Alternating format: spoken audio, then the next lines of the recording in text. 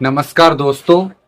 आज की प्रेरणादायक कविता मनीष सिसोदिया सर की है, जो जीवन में निरंतर संघर्ष और युद्ध को दिखाती है, जहां हर व्यक्ति अपने कर्तव्यों और सत्य के लिए लड़ता है।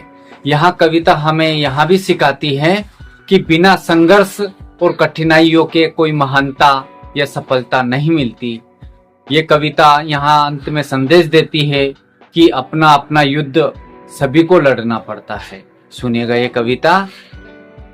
युद्ध नहीं जिनके जीवन में, वो भी बहुत अभागे होंगे। हरे या तो प्रण को तोड़ा होगा या फिर रण से भागे होंगे। दीपक का कुछ अर्थ नहीं जब तक तम से नहीं लड़ेगा। दिनकर नहीं प्रभाव बांटेगा जब तक स्वयं नहीं धकेगा। कभी दहकती ज्वाला के बिन कुंदन भला बना है सोना। अरे बिना घिसे मेहंदी ने बोलो कब पाया है रंग सलोना। अरे जीवन के पथ के राही को क्षण भर भी विश्राम नहीं। कौन भला स्वीकार करेगा जीवन एक संग्राम नहीं।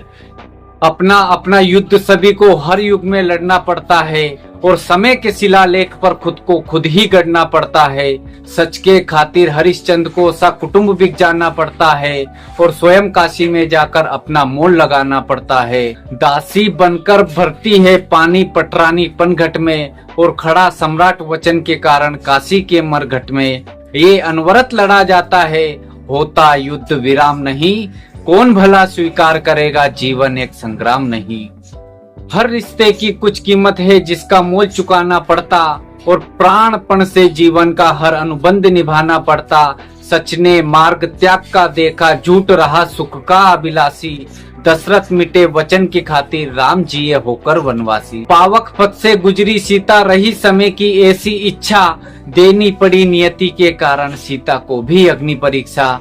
वन को गई पुनः वैदेही, निरपराध ही सुनो अकारण। जीती रही उम्र भर बनकर त्याग और संघर्ष उदाहरण।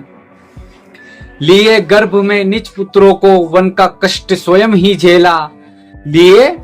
लिए गर्भ में निज पुत्रों को, वन का कष्ट स्वयं ही झेला। अपने दम पर लड़ा सिया ने, जीवन का संग्राम अकेला।